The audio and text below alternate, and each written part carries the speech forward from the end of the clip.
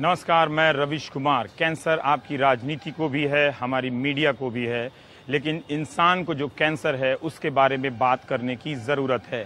बिहार का चुनाव एक ऐसा मौका था जिसे जब हम स्वास्थ्य और चिकित्सा जैसे मसलों पर घनघोर तरीके से चर्चा कर सकते थे, लेकिन हमारे नेताओं ने, दोनों पक्षों के नेताओं ने बड़ी चालाकी से घोषणा पत्रों और विजन डॉक्यूमेंट में चिकित्सा और स्वास्थ्य के मसलों का जिक्र करके उसे सरकार दिया, क्योंकि उनको भी पता है कि माहौल इन सब बातों से नहीं बनता है और आप इन बातों से नहीं बनते हैं जागरूक मतदाता। चुनाव जो है वो गाय और बकरी के मांस पर ही एक तरह से समाप्त कर दिया गया। लेकिन बिहार में आप देखेंगे तो हर साल 85 से 90 हज़ार के करीब नए मरीज कैंसर के सामने आ रहे हैं। 1 लाख में इनके पकड़े जाने का जो प्रतिशत है वो 110 मरीज जो हैं वो नए पकड़े जा रहे हैं। ये औसत होना चाहिए 1 लाख में 50 मरीज, लेकिन हमारे यहाँ बिहार में 110 मरीज पकड़े जा रहे हैं। 46% ऐसे मरीज हैं जो मुंह और गले के कैंसर के शिकार हैं, जो गुटखा, पान वगैरह वगैरह खाना खाते हैं, इस तरह की चीज़ें जो खाते हैं। औरतों में ब्रेस्ट कैंसर और सर्वाइकल कैंसर की जो बीमारी है, कैंसर है, वो फैल रहा है क्योंकि जागरूकता की घोर कमी है। कोई बताने वाला नहीं है कि पहले चरण पर ही जांच कर ली जाए और बीमारी को ठीक समय पर दूर कर दिया जाए। लेकिन इसी निराशा के बीच एक उम्मीद की किरण भी है, महावीर कैंसर संस्थान। ये कैंसर संस्थान कैसे बना, क्यों बना और इसका अपने मकसद में किस तरह से कामयाब है, चुनौतियों का सामना कर रहा है, ये कहानी बताने के पहले मैं आपको बताऊं कि धार्मिक इदारे हमारे देश में ऐसे हैं जो काफ़ी साधन संपन्न हैं, सभी धर्मों के, और उन्होंने कुछ अस्पताल, धर्मशालाएं, स्कूल, कॉलेज खोले हैं। लेकिन ज़रूरत है कि उससे भी बढ़कर करने की, जो महावीर कैंसर संस्थान शायद उसके लिए एक रास्ता बन सकता है। तो आप इस कहानी के ज़रिए देखिए कि बिहार ने जहां स्वास्थ्य का सवाल सबसे पीछे कर दिया जाता है, समाज ने और उसकी धार्मिक संस्थाओं ने मिलकर स्वास्थ्य और चिकित्सा के सवाल को कैसे आगे किया है। ये जो मेरा बिहार है।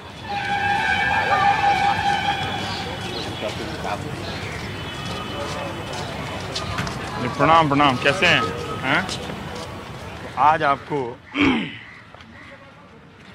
जो हमारे दर्शक हैं दुनिया भर में, उनको इस संस्थान की कहानी आपको बतानी है। मैं पूछता रहूँगा और मैं आपको बता दूं कि आप हमारे साथ जो हैं, आप किशोर कुणाल साहब हैं।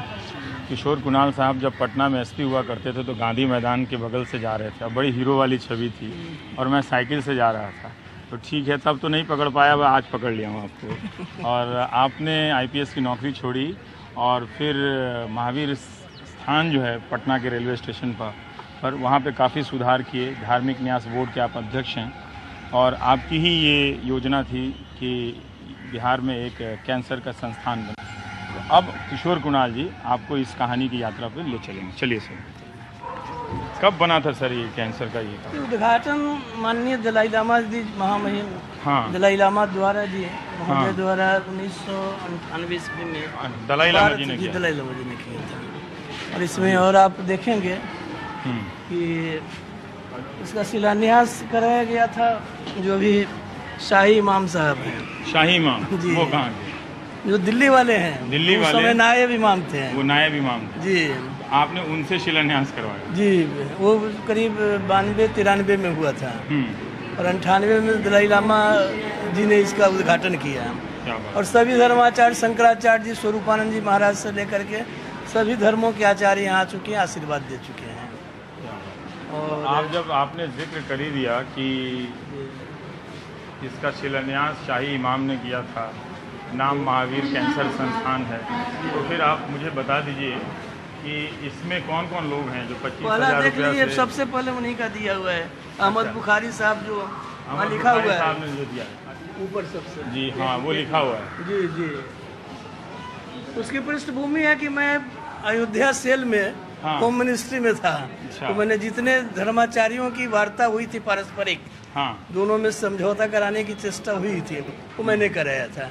इसलिए मुझे सारे धर्माचार्यों से, हिंदू धर्माचार्यों से और मुस्लिम मौलानाओं से संपर्क था जी। लेकिन समाधान आपने उसका ये निकाल दिया कि चलते हैं कैंसर जो है, कैंसर में उसका हम इलाज करते हैं। जो आपका जो गवर्निंग बॉडी है यहाँ का, उसके बारे में बताइए। इसके गवर्निंग बॉडी के अध्यक्ष हैं justice SN. Jha, working president हैं वी.एस. दुबे साहब, सेक्रेटरी जनरल हैं एक जस्टिस बी.के. सिन्हा साहब, सेक्रेटरी हैं डॉक्टर एलन राम जी, और 11 लोगों की, जिसमें बगल में इमारतें शरिया हैं, उनके अनीसुर रहमान साहब गवर्निंग बॉडी के मेंबर हैं। अच्छा। और जिनका इंतकाल हुआ है निजामुद्दीन साहब, हम लोगों की हर संस्था से जुड़े रहे हैं, आशीर्वाद देते रहे, हर फंक्शन में आते रहे हैं, और उनसे भी कुछ संस्थाओं का हम लोगों ने उद्घाटन कराया है। जैसे बगल में ही यहाँ पर धर्मशाला बनी हुई है कैंसर मरीजों के परिजनों के रहने के लिए, वो उनके से तो सर आपने ये जो इस संस्थान को चलाने वाले हैं जी, जो बनाने वाले हैं जी, उसमें हर मजहब के लोग जी, हर मजहब के लोग। मैं ये सवाल बिहार चुनाव के संदर्भ में पूछ रहा हूँ कि इतना ज़्यादा जब भी एक चुनाव आता है तो सबको दम दान और धान, जैसे चावल से घुन फटकते हैं, कंकड़ फटकते हैं, वैसा हम लोग करने लगते हैं। लेकिन लोगों को मालूम होना चाहिए कि महावीर आरोग्य संस्थान के गवर्निंग बॉडी में जितने हिंदू हैं, मुसलमान भी हैं, बौद्ध भी हैं, इसका शिलान्यास जी, और एक जैन भी, प्रदीप जैन जी भी जुड़े, जैन साहब हैं, वो एक मुसलमान भी है, इसका उद्घाटन जो है एक बौद्ध धर्म के दलाई लामा साहब। ठीक है, ये इस पृष्ठभूमि के अलावा निश्चित रूप से ये गरीब लोगों का अस्पताल, गरीब देख रहे हैं, इसलिए हम लोगों ने कोई इन लोगों पर प्रतिबंध नहीं लगाया है कि आप नहीं आइए। जो बड़े बड़े अस्पतालों में जाइए तो होता है कि गरीब मतलब कोई अंदर नहीं आ सकता, परिजन नहीं आ सकते, और गरीब लोग जो है उन लोगों को रहने के लिए सब देख रहे हैं। एक सहनशीलता है यहाँ पे, ठीक है, कि कोई गरीब आया है तो ये नहीं कि हमारे डायरेक्टर हैं गहलोत साहब, अच्छा, जबलपुर से आए हुए हैं, इंग्लैंड में भी। अच्छा, आप सर डॉक्टर गहलोत इंग्लैंड में थे आप 25 साल। जी सर। आप यहाँ पर आए होंगे तो निश्चित रूप से जो एक ये चैरिटेबल संस्था है तो उस जो कमाई है उससे भी आपने समझौता किया होगा। समझौते की जरूरत नहीं है सर। हाँ, जो कुछ भी कमाई करनी थी, होनी थी, वो हो गई जीवन में। हम हिंदुस्तान में ट्रेन किए हैं और सारी ट्रेनिंग हमारी हिंदुस्तान में हुई है, तो हिंदुस्तान को कुछ वापस करने वापस आए। वहाँ पे पैसे की कहीं कोई प्रश्न ही नहीं उठता, सेवा है, सिर्फ सेवा। मैं ये थोड़ा सा जानना चाहता हूँ कि जो गरीब राज्य हैं और ख़ासकर बिहार है ना, और पूर्वी उत्तर प्रदेश है, यहाँ पर कैंसर की क्या स्थिति है? कैंसर की बहुत खराब स्थिति है। हाँ, बहुत मतलब हम लोगों के अस्पताल में टाटा मेमोरियल के बाद सबसे अधिक मरीज आते हैं। टाटा मेमोरियल बम्बे के बाद देश में सबसे अधिक गरीब। आज तो चूँकि नवरात्रि सप्तमी प्रारंभ हो गई है, इसलिए कम है, नहीं तो यहाँ तो चलने की जगह नहीं रहती है, इतनी भीड़ रहती है। और एक और वाक्य मैं आपको बतलाऊं, जब हम लोग महावीर मंदिर से ये कैंसर अस्पताल की स्थापना करने वाले थे, एक बिहार के बहुत बड़े IAS अधिकारी दिल्ली में पदस्थापित थे, जिन्होंने इंदिरा गांधी आयुर्विज्ञान अस्पताल की स्थापना में बहुत भूमिका निभाई थी। उनसे जब मैं मिलने गया तो उन्होंने कहा कि कुणाल जी, ये अस्पताल की बात कहाँ से आप सोच रहे हैं? पहले राजा महाराजा बनाते थे, अब सरकार बनाती है, पब्लिक सेक्टर के बड़े बड़े उद्योग घराने बनाते हैं। तो आप पूजा पाठ करते हैं, पूजा पाठ कीजिए, भगवान राम जी का नाम लीजिए। अस्पताल नहीं, अस्पताल छोड़ दीजिए, वो नहीं होगा, भजन कीजिए, उन्होंने कहा था। फिर भी मैं थोड़ा जिद्दी आदमी हूँ, तो उसको प्रारंभ किया। और इससे तो फिर आप अफसर के अलावा डॉक्टरों से भी जूझे होंगे कि जब वो आए होंगे सोचेंगे पता नहीं महावीर संस्थान से चलाएंगे, कैसा माहौल होगा, पेशेवर होगा कि नहीं होगा। हाँ, सही बात है। शुरू में लोगों को बहुत विश्वास नहीं हुआ करता था। आज हम लोगों का दूसरा देश का सबसे बड़ा अस्पताल है, और अस्पताल ऐसा है कि हर पिछले साल हम लोगों ने 1 करोड़ 24 लाख रुपया गरीब मरीजों को दिया है उपचार के लिए, खर्च के अलावे। या यहाँ से अस्पताल से जो लोग कम करते हैं, मंदिर से जो कोई यहाँ भर्ती होता है तत्काल 10,000 रुपया मंदिर से मिलता है। मंदिर से जी 15,000 रुपया बच्चों के इलाज के लिए मिलता है, और जो BPL कार्ड वाले हैं, गरीबी रेखा, उनको 20,000 मिलता है। तो जो मंदिर में जो चढ़ावा होता है आप उसी पैसे से देते हैं? उसी पैसे से हम लोग 1 करोड़। क्या उस मंदिर के पास इतना पैसा है? 10-11 करोड़ आता है, जिसमें हम लोग साल में और सब्जी आता है, तो उसमें आप ये बांट देते हैं गरीब मरीजों को। और सभी गरीब मतलब गरीब, वो जात धर्म कुछ नहीं, गरीब नहीं, कैंसर संस्थान में जो मांगता है उसको देते हैं। जो मांगता है जब 10,000 जो मांगता है उनको मिलता है। 15,000 यदि गरीब बच्चा है तो 15,000, और BPL कार्ड वाले हैं तो 20,000। इसके अलावे 18 साल तक के बच्चे जिनके गार्जियन उपचार नहीं कराने की क्षमता रखते हैं, उन सब का निःशुल्क उपचार होता है यहाँ। फ्री करते हैं? फ्री करते हैं। तो डॉक्टर गहलोत, मैं ये जानना चाहता हूँ, टेक्नोलॉजी है ना, जैसे एक कोई लोग सोचेगा कि चैरिटी हॉस्पिटल है और ज़्यादातर गरीब हैं और हो सकता है कि मशीनें एम्स के पास ज़्यादा बढ़िया हों, मशीनें टाटा मेमोरियल के पास ज़्यादा बढ़िया हों, है ना, या पुर्तगाल में बहुत बढ़िया, लिस्बन में मशीन बढ़िया हो, महावीर कैंसर संस्थान में मशीनों की क्या स्थिति है, टेक्नोलॉजी की? यही एक चीज़ आपको समझाना चाहते हैं कि हमारे अस्पताल में बहुत सारी सुविधाएं उपलब्ध हैं जो टाटा मेमोरियल में है। ये हमारे यहाँ की खूबी है और हम लोग वही उसी स्टैंडर्ड का इलाज यहाँ करते हैं जो टाटा मेमोरियल में होता है। यहाँ ना सर्जरी में किसी तरह की कोताही होती है, रेडियोथेरेपी में, ना कीमोथेरेपी में। एक कॉम्प्रिहेंसिव हॉस्पिटल है सर और पूरा कॉम्प्रिहेंसिव ट्रीटमेंट यहाँ हम लोग लेटेस्ट टेक्नोलॉजी अगर आप दिखाएं, अगर आप हमें दिखाएं और हमारे आने जाने से मरीजों की में कोई दिक्कत नहीं आनी चाहिए। बिल्कुल। हाँ, तो मैं थोड़ा सा एक आइडिया होना चाहिए हमारे दर्शकों को कि जो धार्मिक संस्थाएं हैं जिनके पास महावीर मंदिर से कई गुना ज़्यादा चढ़ावा आता है, वो अगर ऐसा पहल करें तो कितने लोगों की ज़िंदगी आसान हो जाएगी। और उतना ही नहीं, एक व्यवस्था भी हमने ऐसी की है जी कि अगले महीने से हर मरीज को 100 रुपए में ब्लड का एक यूनिट मिलेगा। 100 रुपए में, जबकि 800, 1000 और वो भी उसको एक्सचेंज करना, मतलब उतना ब्लड देना पड़ता है। अभी क्या है कि हम लोग ब्लड लेते हैं तो मान लीजिए कि 5 यूनिट किन्हीं को दिया गया, उनसे 5 यूनिट लिया जाता है। यही सब जगह का दस्तूर है। फिर हम लोग इसको हटा देना चाहते हैं, जो 1200 रुपये यूनिट ब्लड जी, क्या उसको 100 रुपए में हम लोग देने जाते हैं। नो रिप्लेसमेंट, उसका कोई रिप्लेसमेंट मतलब जरूरी नहीं है। अभी जरूरी है करना चाहे तो स्वागत है, अच्छा से करना चाहे। नमस्ते। ये डॉक्टर मनीषा सिंह है, यही तरह से 15 साल से इस अस्पताल को चलाती रही है व्यवहार में। ऐसे तो डायरेक्टर जी मनीषा जी, मैं थोड़ा सा मैं सवाल पूछ रहा था कि जो मरीज़ आ रहे हैं बिहार में वो किस रीजन से ज़्यादा आते हैं, गंगा पार वाले ज़्यादा आते हैं, किस किस तरह की बीमारियां उनमें ज़्यादा है, थोड़ा मैं वो ये सवाल जानना चाहता हूँ। दूसरा सवाल जानना चाहता हूँ कि इस अस्पताल के बारे में तो लोगों को पता है, लेकिन कैंसर की बीमारी के बारे में पता है क्या? देखिए, ऐसा है, जो हमारे पास पेशेंट्स आते हैं पूरे बिहार से आते हैं। अब अगर आप पूछेंगे कौन सा एरिया प्रोमिनेंट है, तो जैसे जो गैंजेटिक बेल्ट वाला एरिया है उसमें प्रोमिनेंटली जो गॉल ब्लैडर कैंसर है, जो जीआई कैंसर है, पेट का कैंसर है, वो एरिया, वो सब कैंसर प्रोमिनेंटली गैंजेटिक बेल्ट में है। दरभंगा, मधुबनी, मोतिहारी, इनफैक्ट हमने अपना रिसर्च विंग भी किया है जो गैंजेटिक बेल्ट है, उसमें हमने आर्सेनिक से कोरिलेशन भी देखा है कि वो सब एरिया को जो पानी का एस्टिमेट किया उसमें आर्सेनिक की मात्रा अधिक थी, और हम उसे कोरिलेट भी करना चाहते हैं कि ये सब एरियाज में क्यों पेट का कैंसर ज़्यादा हो रहा है।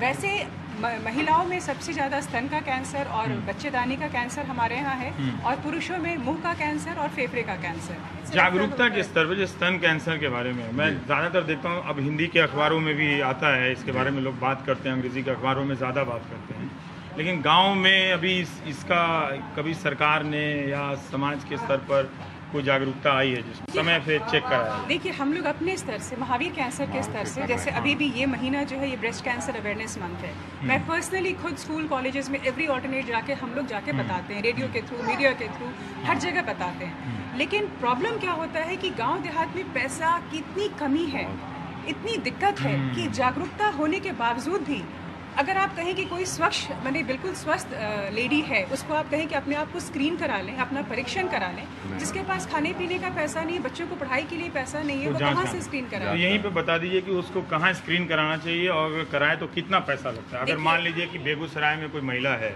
तो वो उसको कहाँ जाना चाहिए कराने के लिए, किसकी मदद से जाना चाहिए और कितना पैसा लगता है? देखिए, ये बहुत ही दुख के साथ कहना पड़ता है कि बहुत सारी लेडीज जो हमारे पास आती हैं, उनका यही कहना होता है कि मैडम हम तो साल भर से ट्रीटमेंट में थे, हम तो लोकल डॉक्टर से दिखा रहे थे।